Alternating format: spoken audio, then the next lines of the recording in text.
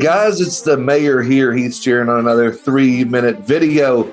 And this week is a fun topic. We're talking about how to hold people accountable without being a jerk. I love that. Thank you, Kelly, for making me laugh every time I've done one of these videos, because I think this is a very important topic, because as a manager or as a leader or as even someone that works in an office with other people, and if you emphasize accountability at all, it's tough sometimes to hold people accountable without being jerky.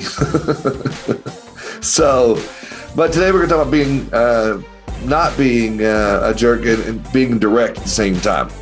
You know, the truth is very powerful, but it can also be very painful.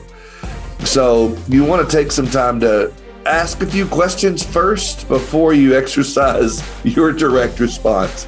You know, you want to be sure that you criticize the ideas and not the people. I think that's a huge part of being direct without being a jerk. Don't focus on the individual.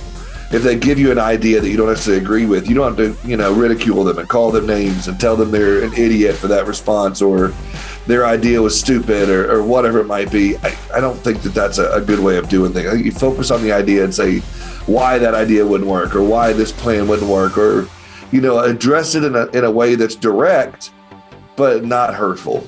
I think you can also, along the way, in my opinion, to being direct is to build relationships. I think that is a big part of it here, is to make sure that along the way you're building that relationship, and it's not something that when you say something it throws them off guard. You want to make sure they know you and they feel like it's coming from a place of I understand him, but it's not just him being a huge total jerk.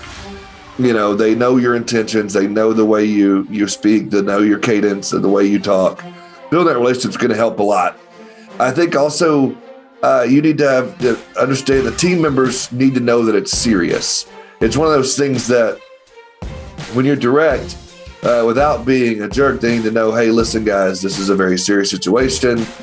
And you can still be direct and you can still tell them what's going on, but in a serious tone, without screaming and yelling and being a complete jackwagon.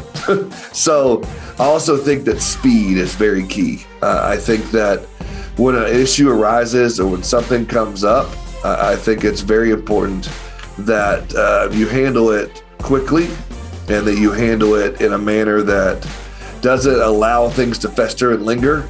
And I think that being direct is something that you can't have time to beat around the bush.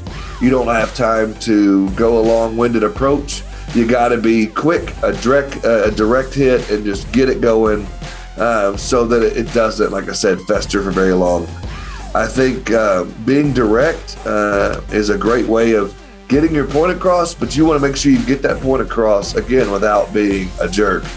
And in order to do that, again, you can't go around the mulberry bush, as my wife would say. You can't beat around the bush. You can't take the long way around. It's got to be something that you get that point across, and you're very specific and very to the point and very direct. You want to make sure there's no questions to be asked afterwards, that your direct, approach to whatever the issue or the thing might be gets the point across without any confusion or anybody to question what you said, just to be able to say, oh, I understood it. It was quick and to the point. It was very direct without being hurtful. And the whole team understood that it was very important at the time. I hope that these videos are helping you. I'm having a lot of fun doing them. I'm sure Kelly is too. If these videos are helping you, share them with somebody. Let us know your feedback. We'd love to know as well. Heath at agencyperformancepartners.com. Same thing, Kelly at agencyperformancepartners.com. We'd love to hear from you on this. Thank you, and I look forward to hanging out with you on the next one. Hey, everybody. So want to just let you know, we have our Ridiculously Amazing Insurance Agent podcast. And if you have not already gone and subscribed to it, you're missing out, because it's one of the only insurance podcasts out there that has no sponsors, 0 sponsors. And the reason that we do that is we believe that we want to be the podcast for agencies with the people problems, the growing agencies. If you've got 10 people out there, you know what I'm talking about. It gets harder with different personalities. And so we want to bring to you the best vendors. We want to bring to you also the best agency stories out there facing and doing the hard things for the agencies that are growing. And so if you're interested in a new insurance podcast that isn't too crazy, let us know. We actually do these 3-minute videos as podcasts. You might be listening to it right now. So go ahead, subscribe to the Ridiculously Amazing Insurance Agent podcast. You can go to our website under the podcast section. It's on the top left-hand corner. There's a drop down, click podcasts and subscribe. Go to Apple or iTunes and you can also subscribe there. We'd love to hear from you. Thanks so much.